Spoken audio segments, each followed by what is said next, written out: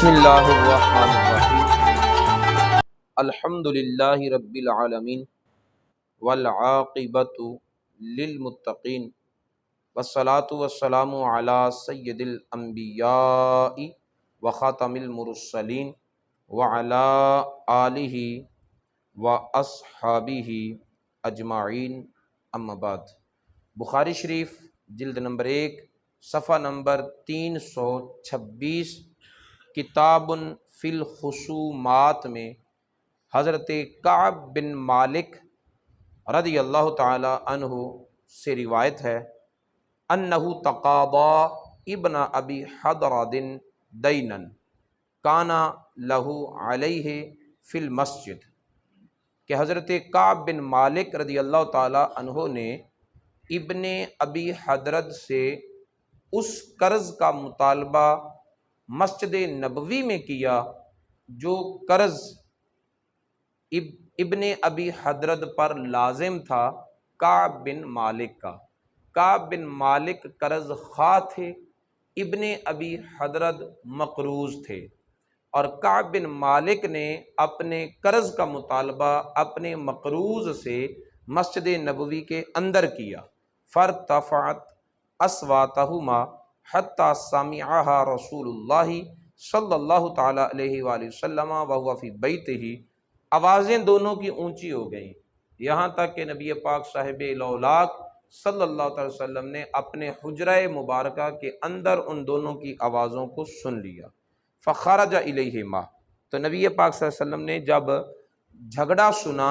اونچی آوازیں سنی، تو فا تعقیب مع الوصل کے لیے ہوتا ہے، جس کا فائدہ یہ ہے، مطلب یہ ہے کہ نبی پاک صلی اللہ علیہ وسلم نے تاخیر نہیں کی، انتظار نہیں کیا کہ یہ کب ایک دوسرے کے دست و گریباں ہوتے ہیں، جب ایک دوسرے کے ساتھ خوب گٹھم گٹھا ہو جائیں گے تو پھر ان کو چھڑاؤں گا، جیسا کہ ہم لڑنے والوں کا جھگڑنے والوں کا تماشا دیکھ رہے ہوتے ہیں اور انتظار کر رہے ہوتے ہیں کہ ابھی آگ تھوڑی اور سلگ لے پھر ان کے درمیان آئیں گے۔ ایسا نہیں کرنا چاہیے۔ جب آپ کے سامنے بات ہو رہی ہے، دو مسلمانوں کے درمیان جھگڑا ہو رہا ہے یا ہونے والا ہے، تو فوراً ایکشن لیں اور اس لڑائی کو ہونے ہی نہ دیں۔ بعد کے خمیازے بھگتنے کی سے بہت بہتر ہے کہ ہم پہلے ہی اس کا تدارک کر لیں۔ شیخ سعدی علیہ رحمہ نے اپنی کتاب گلستہ میں ایک محاورہ لکھا ہے کہ جب کوئی نہر وغیرہ ٹوٹتی ہے نا، تو اس کے پہلے بند کو بندہ سوئی کے ناکے سے بھی بند کر لیتا ہے۔ مطلب یہ ہے کہ تھوڑی سی کوشش کرنے سے وہ پانی جو ہے وہ بند ہو جاتا ہے، لیکن جب وہ پوری طرح ٹوٹ جائے اور پانی اپنا راستہ بنا لے تو امام شیخ سعدی فرماتے ہیں پھر ایسا بھی ہو سکتا ہے کہ تو ہاتھی پر بھی بیٹھ کر آئے پر وہاں سے گزر نہ سکے۔ تو اس لیے پہلے اس سے کہ حالات ہمارے کنٹرول سے نکل جائیں، انہیں نکلنے ہی نہ دو،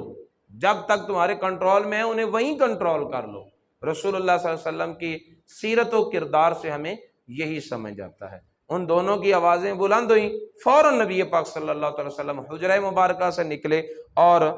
مسجد میں ان دونوں کے پاس آ گئے۔ حتی کاشفا سجفا حجرتہ، نبی پاک صلی اللہ تعالی وسلم نے اپنے حجرے کے سامنے لٹکا ہوا پردہ اٹھایا۔ فنادا یا کعب، آواز دی اے کعب۔ قال لبیک یا رسول اللہ، حضرت کعب رضی اللہ تعالیٰ عنہ نے جواباً کہا لبیک یا رسول اللہ، یا رسول اللہ میں حاضر ہوں۔ آج سنیوں کا بھی نعرہ یہی ہے کہ لبیک یا رسول اللہ، یا رسول اللہ ہم حاضر ہیں۔ تو یہ نعرہ سنیوں نے صحابہ کرام سے ہی سیکھا ہے۔ صحابہ کرام رسول اللہ کی بارگاہ میں حضرت کعب کہہ رہے ہیں، یہ بخاری کا صفحہ نمبر 326 جلد نمبر 1 اصل بخاری عربی، فرمایا لبیک یا رسول اللہ، یا رسول اللہ حاضر ہوں۔ رسول اللہ صلی اللہ علیہ وسلم نے فرمایا دع من دینک ھذا واومأ الیہ الی الشطر، نبی پاک صلی اللہ علیہ وسلم نے آدھے حصے کی طرف اشارہ کر کے نا تو کعب سے کہا کہ اتنا قرضہ معاف کر دے، یعنی آدھا تو معاف کر دے۔ اور جب حضور نبی پاک صلی اللہ علیہ وسلم نے یہ کہا تو حضرت کعب اس شخص کے ساتھ اس طرح جھگڑ رہے تھے کہ آوازیں اونچی ہو گئیں، پتہ چلا تلخی ہو چکی ہے۔ اب جس کے ساتھ تلخی ہو چکی ہو، ضد ہو جاتی ہے نا، لیکن صحابہ کرام اپنی ضدوں کو پالتے نہیں تھے۔ ادھر رسول اللہ صلی اللہ علیہ وسلم نے فرمایا کہ اتنا قرضہ معاف کر دے، ادھر حضرت کعب فرماتے ہیں فعلت یا رسول اللہ، کر دیا یا رسول اللہ، آپ نے آدھے کا کہا ہے آدھا کر دیا، سارا کہتے تو میں سارا ہی معاف کر دیتا، فرمایا آدھا معاف کر دے، عرض کی یا رسول اللہ کر دیا۔ پھر نبی پاک صلی اللہ علیہ وسلم نے مقروض سے کہا قم فقدہ، اٹھ اور باقی جو رہتا ہے نا وہ اسے ادا کر دے۔ تو نبی پاک صلی اللہ علیہ وسلم نے آواز دی حضرت کعب کو، جس سے یہ پتہ چلتا ہے کہ نبی پاک صلی اللہ علیہ وسلم کا کعب کے ساتھ قرب زیادہ تھا، حضرت کعب کو نبی پاک صلی اللہ علیہ وسلم کا قرب زیادہ تھا دوسرے شخص کی بنسبت، ٹھیک ہے، اس لیے رسول اللہ نے حضرت کعب کو آواز دی، زیادہ قریبی یہ تھے، اور جو زیادہ قریبی تھے اس سے وہ قرض خواہ ہے اور اس سے بات کی ہے مقروض کی۔ نبی پاک صلی اللہ علیہ وسلم نے اپنی قربت کو دیکھ کر بات نہیں کی بلکہ حالت کو دیکھ کر بات کی، مقروض کے حق میں بولے ہیں، غریب کے حق میں بولے ہیں، مفلس کے حق میں بولے ہیں، اور اپنے قرب کا فائدہ اس مفلس کو دیا ہے، اور حضرت کعب سے کہا کہ آدھا چھوڑ دے، پہلے سفارش کی مقروض کی،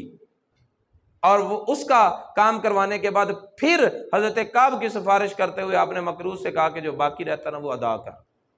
نبی پاک صلی اللہ علیہ وسلم کا یہ کہنا کعب اتنا چھوڑ دے، اور پھر مقروض کو کہنا کہ اٹھ اور باقی جو ہے نا وہ قرض ادا کر۔ وہ کہہ سکتا تھا نا کہ یا رسول اللہ میرے پاس ہے ہی نہیں، ادا کیسے کروں؟ ہوں گے تو ادا کرے گے، پیسے ہوں گے تو ادا کرنے نا۔ لیکن نبی پاک صلی اللہ علیہ وسلم نے اس سے یہ نہیں پوچھا کہ باقی قرض تیرا ہے یا نہیں ہے، ادائیگی کی تیرے پاس پوزیشن ہے یا نہیں ہے، آپ نے فرمایا اٹھ اور ادا کر۔ یہ آپ کا حکم جو ہے نا وہ اشارتاً بتاتا ہے کہ نگاہ نبوت سے آپ جان رہے تھے کہ اتنا یہ قرض ادا کر سکتا ہے، اتنی اس کے پاس گنجائش موجود ہے۔ ادھر حضرت کعب کے بارے میں آپ جانتے تھے کہ اس کے پاس اتنی گنجائش ہے کہ اتنا چھوڑ دے، اور ادھر اس کے حالات کا بھی مشاہدہ کر رہے تھے کہ یہ بندہ اتنا قرضہ ادا کر سکتا ہے، تو جتنا یہ چھوڑ سکتے تھے اتنا چھڑوا دیا، جتنا وہ ادا کر سکتا تھا اتنا اس سے ادا کروا دیا۔ اس میں غریب پروری کا پہلو بھی ہے، جھگڑے ختم کرنے کا پہلو بھی ہے، لڑنے والوں میں صلح کرانے کا پہلو بھی ہے، اور غیب کے امور کو اللہ کی عطا سے جان لینے کا پہلو بھی ہے۔ نبی پاک صلی اللہ علیہ وسلم کے اس ایک ارشاد میں کتنے پہلو موجود ہیں۔ اس سے آگے حضرت عمر بن خطاب رضی اللہ تعالی عنہ کہتے ہیں کہ میں نے یہ ہشام بن حکیم بن حزام رضی اللہ تعالیٰ عنہ کو سنا، سمعت ہشام ابن حکیم ابن حزام یقرأ سورۃ الفرقان علی غیر ما اقرأها وکان رسول اللہ صلی اللہ علیہ وسلم اقرأنیہا۔ حضرت عمر بن خطاب رضی اللہ تعالیٰ عنہ فرماتے ہیں کہ نبی پاک صلی اللہ علیہ وسلم نے مجھے سورۃ الفرقان پڑھائی، جیسے رسول اللہ صلی اللہ علیہ وسلم نے مجھے سورہ فرقان پڑھائی تھی اس کے خلاف، اس سے ہٹ کر دوسرے انداز میں نے ہشام بن حکیم بن حزام کو سورہ فرقان پڑھتے ہوئے سنا۔ وَقِدْتُ أَنْ أُعَجِّلَ عَلَيْهِ ثُمَّ أَمْهَلْتُهُ حَتَّى انصرف۔ حضرت عمر رضی اللہ عنہ فرماتے ہیں وہ پڑھ تو نماز رہا تھا، لیکن نماز پڑھتے پڑھتے جب اس نے میرے خیال کے مطابق سورہ فرقان قرآن پاک کو غلط پڑھا نا تو قریب تھا کہ نماز پڑھتا ہی میں اس پر جلدی کر لیتا، یعنی نماز پڑھتے ہی اسے دبوچ لیتا، لیکن میں نے اسے مہلت دی یہاں تک کہ انہوں نے نماز پڑھ لی۔ جب نماز پڑھ لی لببتہ بردائہ، میں نے حضرت ہشام بن حکیم کو اپنی چادر میں لپیٹ لیا۔ حضرت عمر بن خطاب رضی اللہ عنہ فرماتے ہیں دین کے معاملے میں بڑے متصلب تھے، بڑے سخت تھے، لچک ہی نہیں تھی دین کے معاملہ میں، اور ان کی یہ لچک نہ رکھنا ہی اسی وجہ سے آج دین اصل اور صحیح شکل میں ہمارے پاس پہنچا ہے۔ اگر حضرت عمر بن خطاب اپنے دور میں، بالکل ابتدائی دور ہے جب ابھی قرآن پاک جو ہے وہ پوری طرح محفوظ بھی نہیں ہوا کتابوں میں، حضرت ابو بکر صدیق رضی اللہ تعالیٰ عنہ نے اگرچہ کتابی شکل میں قرآن پاک کو جمع کروا دیا تھا، لیکن رسم الخط ایسا تھا کہ ایک قرات پر اتفاق نہیں تھا، 7 قراتیں اس رسم الخط میں جمع تھی، اور وہ رسم الخط میں لکھا ہوا قرآن امت کی ہدایت کے لیے کافی نہیں تھا، کیونکہ اس نسخے پر بھی اختلافات پیدا ہوئے، جس کی وجہ سے حضرت عثمان غنی رضی اللہ تعالیٰ عنہ نے سارے نسخے اکٹھے کیے۔ میں پہلے یہ بات بتا بھی چکا ہوں آپ کو۔ پھر آپ نے ایک نسخہ اور لکھوایا جو ایک قریش کی قرات پر تھا، اور پھر اس نسخے کے آگے نسخے متعدد نقلیں تیار کروائیں، اور اس ایک نسخے کو رائج کیا، اور باقی سارے جو تھے ان کو نظر آتش کر دیا، تاکہ امت اختلاف سے بچ جائے۔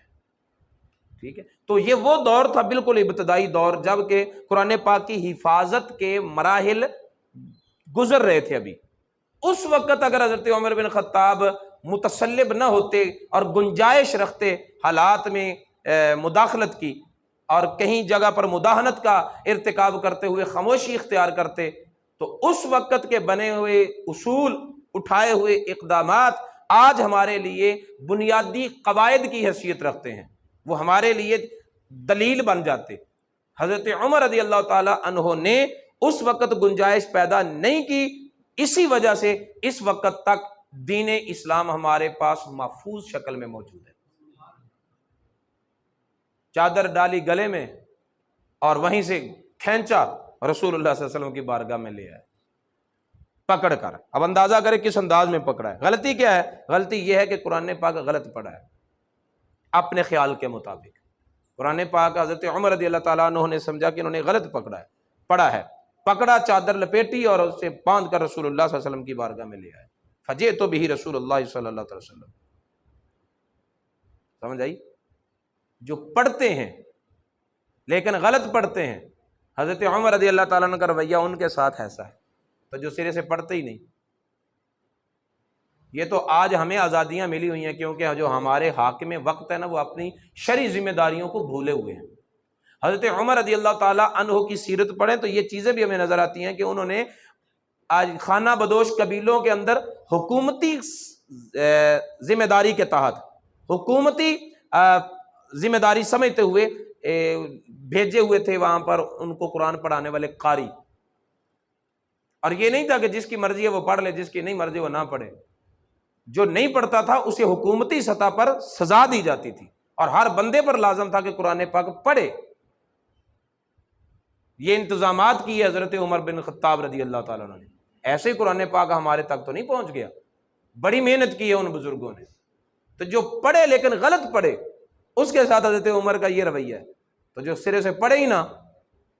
ان کے بارے میں کیسا ان کا رویہ ہوگا۔ پکڑا، رسول اللہ صلی اللہ علیہ وسلم کی بارگاہ میں آ گئے۔ فقلت انی سمعت هذا يقرأ على غیر ما اقرأتنیها، یا رسول اللہ میں نے سنا ہے یہ قرآن پاک کو اس کے خلاف پڑھ رہا ہے جیسے آپ نے مجھے پڑھایا ہے۔ فقال علی ارسلہ، حضرت عمر فرماتے ہیں کہ رسول اللہ صلی اللہ علیہ وسلم نے مجھے فرمایا پہلے تو اسے چھوڑنا، جیسے چادر میں لپیٹا ہوا ہے اس کو چھوڑو نا۔ میں نے اسے چھوڑ دیا۔ پھر کہا اقرأ، حضرت کعب بن مالک کو کہا کہ پڑھ، فقرأ، کعب بن مالک نے پڑھا۔ رسول اللہ صلی اللہ علیہ وسلم ہاکذا انزلت، قرآن ایسے ہی نازل ہوا ہے۔ ثم قال لی اقرأ، پھر حضرت عمر فرماتے ہیں کہ رسول اللہ نے مجھے فرمایا کہ تو پڑھ۔ فقرأت، میں نے پڑھا۔ فقال ہاکذا انزلت، تو رسول اللہ صلی اللہ علیہ وسلم فرمایا کہ اسی طرح قرآن نازل ہوا ہے، یعنی جیسے اس نے پڑھا اس کی بھی تصدیق کر دی، جیسے میں نے پڑھا میری بھی تصدیق کر دی۔ پھر فرمایا ان القرآن انزل علی 7 احرف، قرآن پاک جو ہے وہ 7 حرفوں پر نازل ہوا ہے، 7 قراتوں پر نازل ہوا ہے۔ بعض نے کہا 7 لہجوں پر نازل ہوا ہے، بعض نے کہا کہ 7 قبیلوں کی قرات کا اس کے اندر گنجائش موجود ہے، بعض نے کہا کہ 7 لغتوں پر نازل ہوا ہے، یہ مطلب ہے۔ بعض نے کہا کہ اس کا مطلب یہ ہے کہ 7 اعرابوں پر نازل ہوا ہے۔ جو بھی مطلب بنتا ہے، رسول اللہ صلی اللہ علیہ وسلم نے بتلایا کہ قرآن پاک کے پڑھنے میں گنجائش موجود ہے۔ فَقْرَؤْا مَا تَيَسَّرَ مِنْهُ، جس طرح پڑھنا تمہارے لیے آسان ہے اس طرح پڑھ لیا کرو۔ یہ اجازت تھی ان کو جو لہجوں کو جانتے تھے، جو قراتوں کو جانتے تھے، جو عرب کے قبیلوں کی قبیلہ وارانہ لغتوں کو جانتے تھے، جو اعراب کے ماہر تھے، لیکن ہم اجمی لوگ ان میں سے کسی ایک چیز کے بھی ماہر نہیں ہیں۔ اس لیے ہمارے لیے آسان یہی ہے کہ جس طرح ہمیں ملا ہے قرآن پاک، جس قرات پر ہمیں سکھایا گیا ہے، ہم صرف اس قرات پر ہی پڑھیں۔ اگر ہم متعدد قراتوں پر پڑھیں گے تو ہم مشکل کا شکار ہو جائیں گے عام لوگ، کیونکہ ہمارے علوم جو ہیں وہ قرآن کے حوالے سے بہت کم ہیں۔ تو اس حدیث مبارکہ میں بھی ایک جھگڑا ہے جو حضرت کعب اور حضرت عمر بن خطاب رضی اللہ تعالیٰ عنہما کے درمیان رونما ہوا، اور اس جھگڑے کا حل رسول اللہ صلی اللہ علیہ وسلم نے فرمایا۔ اس سب جگہ پر ایک سوال اٹھایا جاتا ہے کہ قرآن پاک کی آیتیں کوئی 7 مرتبہ تھوڑی نازل ہوئی ہیں، ایک مرتبہ ہی نازل ہوئی ہیں۔ تو نبی پاک صلی اللہ علیہ وسلم نے یہ جو فرمایا کہ قرآن پاک 7 حرفوں پر نازل ہوا، تو اس کا مطلب تو یہ بنتا ہے کہ ہر قرآن کی آیت جو ہے وہ 7 مرتبہ نازل ہوئی، الگ الگ لہجے پر، الگ الگ قرات پر، الگ الگ اعراب پر۔ اس کا یہ مطلب نہیں ہے، قرآن کی آیت 1 مرتبہ ہی نازل ہوئی ہے۔ لیکن جب حضرت جبریل امین نبی پاک صلی اللہ علیہ وسلم کے ساتھ دور کرنے آتے تھے نا رمضان المبارک میں، اس وقت دور مختلف قراتوں میں کرتے تھے، اس وقت دور جو کرتے تھے وہ مختلف لہجوں میں کرتے تھے، اور جس لہجے میں جبریل امین نے رسول اللہ صلی اللہ علیہ وسلم کے ساتھ دور فرمایا ہے، اسی لہجے کی گنجائش نبی پاک صلی اللہ علیہ وسلم نے اپنی امت کو عطا فرمائی۔ لیکن یہ گنجائش ان لوگوں کے لیے ہے جو ان لہجوں سے واقف ہیں۔ حضرت عبداللہ بن عباس رضی اللہ تعالیٰ عنہ فرماتے ہیں کہ یہ قرآن پاک کا نزول ہوا ہے 7 حرفوں پر، ہر حرف کا ایک ظاہر ہے اور ایک باطن ہے، ایک ظاہر ہے اور ایک باطن ہے۔ ابتداءً قرآن کا نزول 7 حرفوں پر ہے، ٹھیک، یعنی عبداللہ بن عباس کے کہنے کا مطلب یہ ہے کہ قرآن پاک کا ایک معنی ہے، ایک اس معنی کے اندر معنی ہے، دوسرا اس معنی کے اندر معنی ہے، تیسرا پھر اس معنی کے اندر ایک معنی ہے، یعنی طے در طے اسرار کی دنیا ہے، ایک انوار کا جہان ہے ایک قرآن پاک، ٹھیک ہے۔ اس کے اندر راز ہیں، پھر اس کے اندر راز ہیں، پھر تہ بتہ قرآن کے اندر راز ہیں، پھر ہر سطح پر ظاہر بھی ہے اور باطن بھی ہے۔ اور حضرت علی المرتضیٰ شیر خدا قرآن پاک کے 7 حرفوں کو جانتے ہیں، ہر حرف کے ظاہر کو بھی جانتے ہیں، باطن کو بھی جانتے ہیں۔ اتنا علم اللہ تعالیٰ نے حضرت علی کو دیا ہے، جس نے نبی سے قرآن پڑھا ہے وہ قرآن کا اتنا علم جانتا ہے، تو جس پر قرآن اترا ہے اس نبی کے علم کا عالم کیا ہوگا۔ تو اس حدیث مبارکہ میں جھگڑوں کا حل اور جھگڑوں کی نوعیت کا ذکر ہے، پھر ان کے فیصلے ہیں، اور اسی ضمن میں قرآن پاک کے اسرار و معانی کا بھی پتہ بتایا گیا ہے، اور اس کے ساتھ ساتھ یہ بھی بتایا گیا ہے آج ہمیں ان 7 حروف کا پتہ ہے یا نہیں پتہ۔ آج ہمیں قرآن پاک کے ان 7 حروف کا پتہ ہے یا نہیں پتہ، لیکن نبی پاک کے اس فرمان کے سے یہ تو پتہ چل گیا نا کہ قرآن پاک کی ہر آیت کے 7 درجے ہیں، جن میں سے ہمیں صرف 1 کا پتہ ہے، باقی 6 کا ہمیں پتہ ہی نہیں، ہمیں عام لوگوں کو نہیں پتہ۔ اور جو علماء ہیں نا، علماء، فقہاء، مفسرین، ان کو بھی اندازہ ہے تفسیریں پڑھنے کی وجہ سے، بڑی بڑی کتابیں پڑھنے کی وجہ سے، لیکن قطعی طور پر پتہ یہ نہیں ہے کہ ان 7 حرفوں سے مراد کیا ہے۔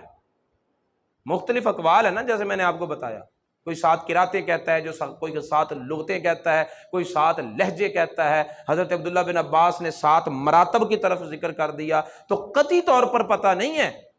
اندازہ ہے کہ 7 حروف پر قرآن نازل ہوا، ان 7 حروف سے مراد کیا ہے یہ پتہ نہیں کسی کو، لیکن جس پر قرآن نازل ہوا ہے اسے تو پتہ ہے نا، جس پر قرآن نازل ہوا ہے اسے تو پتہ ہے نا۔ تو پھر اس سے یہ پتہ چلا کہ قرآن کے جو مطالب و معانی ہم ظاہری طور پر جانتے ہیں تفسیروں کی مدد سے، محدثین، مفکرین، مجتہدین، مفسرین کی امداد سے، جتنے ہم جانتے ہیں وہ قرآن پاک کا صرف ایک مرتبہ ہے، اور 6 مرتبے وہ ہیں جن کا ہمیں پتہ ہی نہیں، لیکن میرے نبی کو 6 مرتبوں کا بھی پتہ ہے، ہر مرتبے کے ظاہر کا بھی پتہ ہے، ہر مرتبے کے باطن کا بھی پتہ ہے، ان کے اندر اسرار کا، معانی کا، انوار کا، تجلیات کا سب کچھ پتہ ہے۔ ارے تم نبی پاک کے علم کو کس طرح تول سکتے ہو؟ صرف قرآن کو بنیاد بنا لو تو ہی تم نبی کے علم کا اندازہ نہیں لگا سکتے۔ صرف قرآن کے ذریعے اللہ تعالیٰ نے جتنا علم اپنے نبی کو دیا ہے اسی کا اندازہ نہیں لگایا جا سکتا، اور جو عالم معراج کی رات روبرو بیٹھ کر اللہ نے وحی کی تھی اس کا اندازہ کون کر سکتا ہے؟ اور اس کے علاوہ اللہ تعالیٰ فرماتا ہے ما ودعک ربک وما قلی، اے محبوب میں تجھ سے ایک لمحے کے لیے بھی جدا ہوتا ہی نہیں ہوں، تو ہر وقت جو ساتھ رہتا ہے تو کچھ نہ کچھ دیتا ہی ہے نا۔ ان قربتوں سے کوئی جو فوائد حاصل ہوتے ہی ہیں نا، اس لیے نبی پاک صلی اللہ علیہ وسلم کے مرتبہ، آپ کے علم کسی بھی جہت پر ڈسکس نہیں کی، امتی کو زیب ہی نہیں دیتا کہ وہ اس موضوع پر بات کرے اور ناپنے تولنے لگ جائے کہ نبی کی شان اتنی ہے، اتنی نہیں، اتنا جانتے ہیں، اتنا نہیں جانتے۔ امتی کے تو شیان شان ہی نہیں ہے، اس کی تو اوقات ہی نہیں ہے نا کہ نبی کی ان عظمتوں کو ماپنے تولنے لگ جائے۔ بس امتی کو یہی زیب دیتا ہے کہ وہ کہ سب سے اولا والا ہمارا نبی، سب سے بالا والا